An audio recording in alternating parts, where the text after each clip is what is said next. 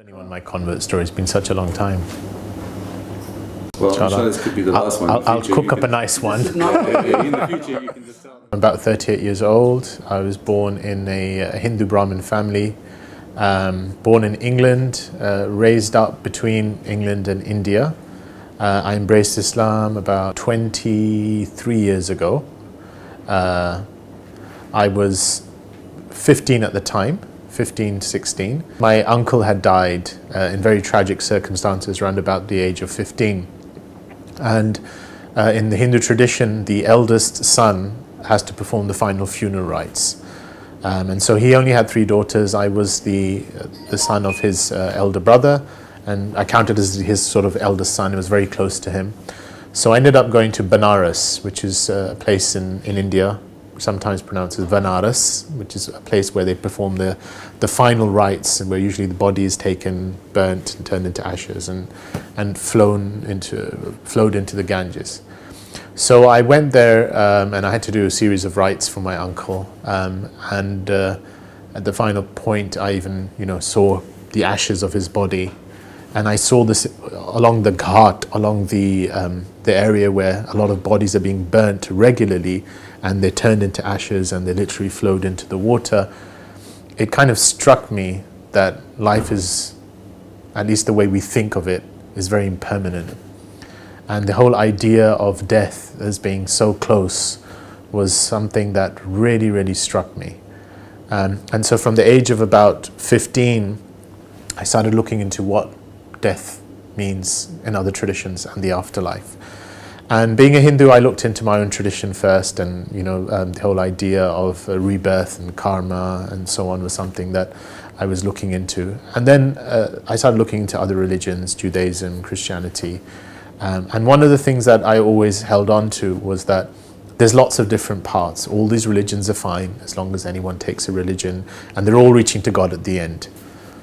Until I came across Islam, and Islam was probably the last possible religion I would have been looking at, partly because in those days, now it's probably 10 times worse, but in those days they had a bit of bad publicity, and I remember reading a couple of Reader's Digest articles, which was the book that often used to have a few things about real life events, and they'd have these real life stories, and they'd often have a bad story of somebody being forced to wear the hijab, or anyway, cut a long story short. When I started looking at Islam, what struck me was it didn't appear what it should have appeared to be. So it wasn't, an Arabian religion 14 centuries ago, one of many other religions. So there's Hinduism, that wonderful combination of different faiths, and from the Indian subcontinent, different ways of thinking, because the term Hindu itself is kind of a catch term for lots of different ways of looking at things within the Indian subcontinent. And then you had Judaism, which is kind of the people of Judea, the people of Israel, the tribe, and so on. And Christianity generally centering on the person of Christ and what happened, and the idea of his redemptive sacrifice. But Islam was kind of giving a more broader message. For starters, the Prophet Muhammad, who's, at least to my mind, seemed the founder of Islam, is not mentioned in the Quran apart from 3 times. And the Quran's got a whole chapter on Mary. Well, she's not Arab, technically, in my mind.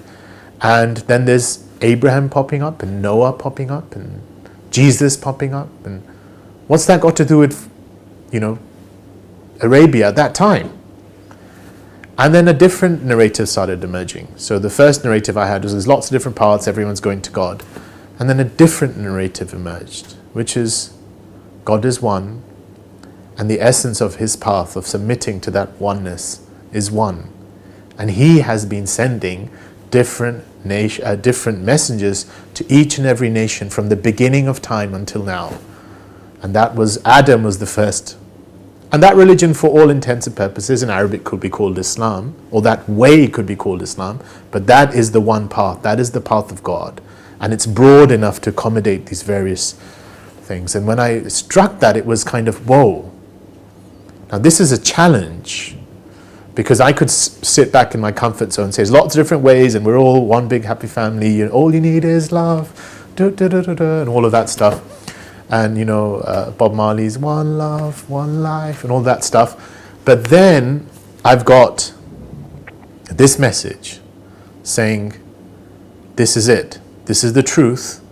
And this is just the final embodiment. But that truth has been coming from the beginning of time, and it will keep coming because that truth is the message of the cosmos. That truth is the message that's being shown to you over and over and again. And so then it was a bit of a thing. That doesn't fit the Islam that I'm reading in Reader's Digest, or today they could just say the Islam that you see on television, or the Islam that is constantly being bombarded. It's a deeper Islam. It's the Islam of the soul. It's the Islam that at some point it's like, I think I know this. And so that process, initially it was a kind of a, how do I debate with this? And I had a couple of friends at school who started to get more into their practice of Islam. And so I used to often debate with them women's rights and, violence in Islam and all my little things. And I was quite good with words, so I found that I would win the arguments, but when I left them and I went home, I would lose the debate.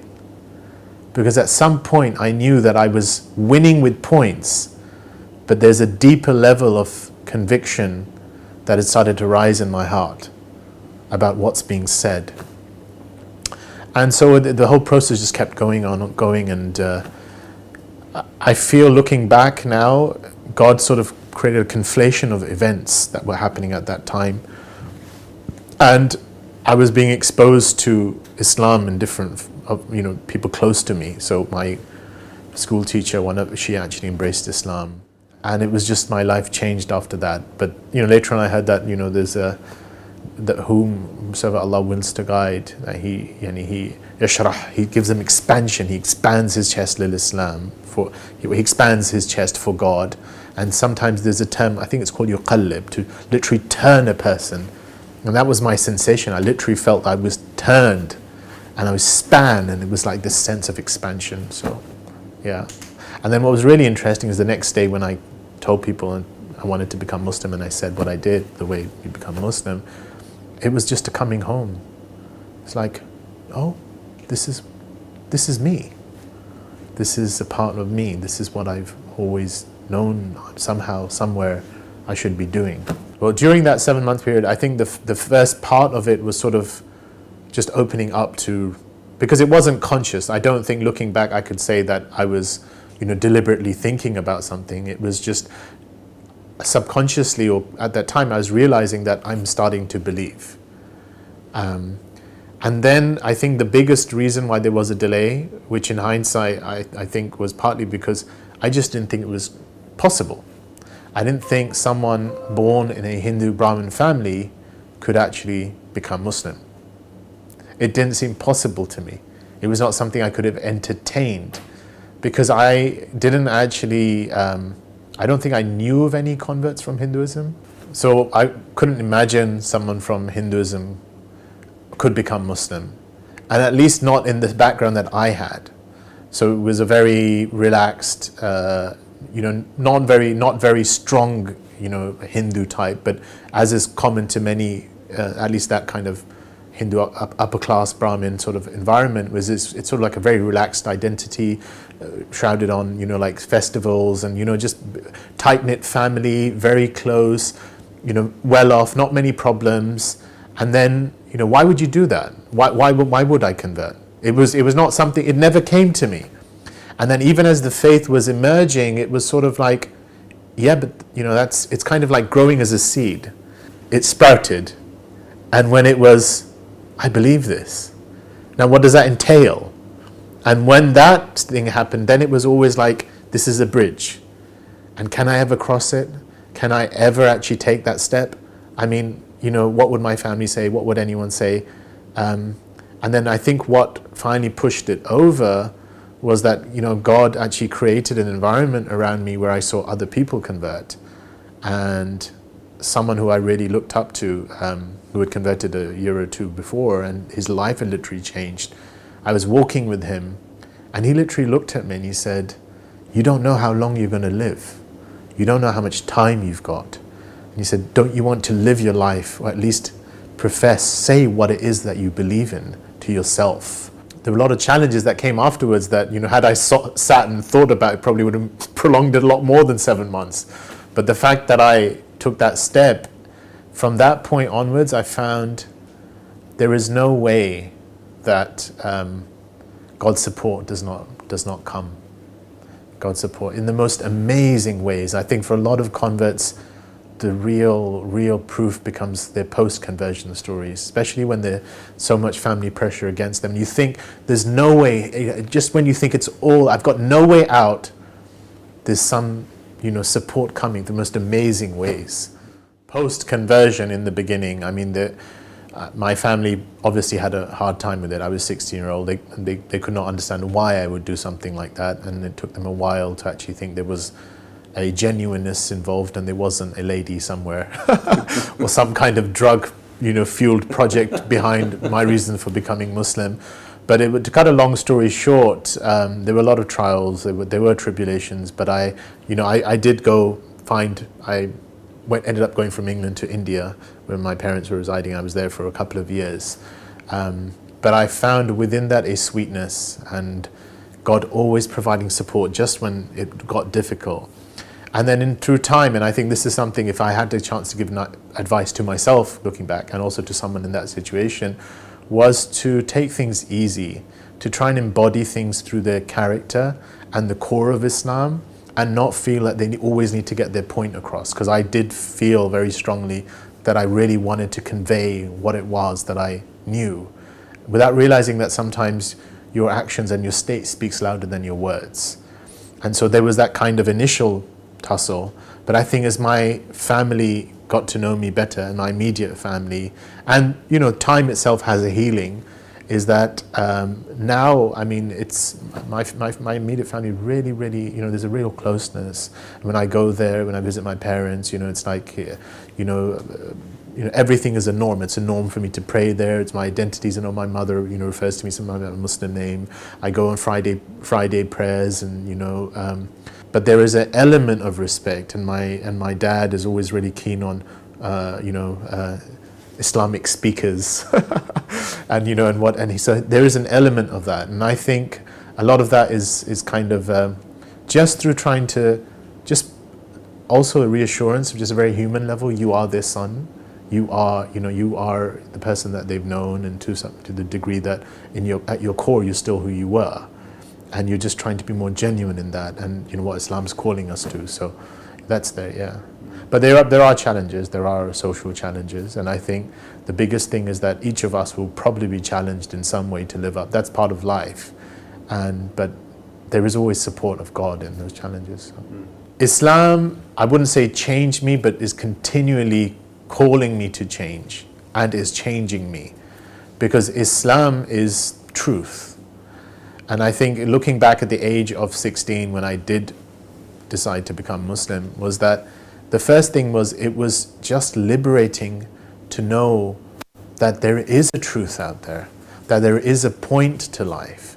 It was so liberating, and I think most of the converts I've spoken to always say that those first few months are just exhilarating, because it's sort of like, oh, how come no one else knows about this? This is like a treasure. Right? But then, as time goes on, it's like the challenge to live up to our lives and that greatest truth. And this is the part of faith, right? Being called to, what is your greatest truth? What do you really ascribe to?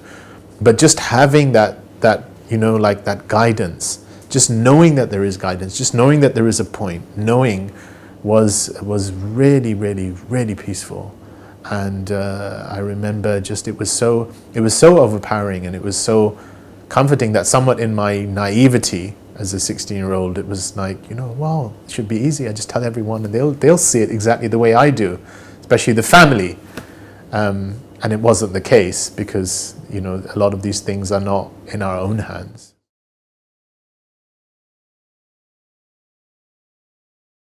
I ask you to ask yourself, what's the deepest form of acceptance? The deepest form of acceptance is the acceptance of the truth you know from your core. And that's what embracing Islam is. It's about being true to the core of what's asking for us to be accepted. Once you accept that, you'll find God comes in your life and makes things easier, and everything you thought that was impossible or otherwise something to be worried about will become possible, and you'll find a way out. That's my hope. Thanks.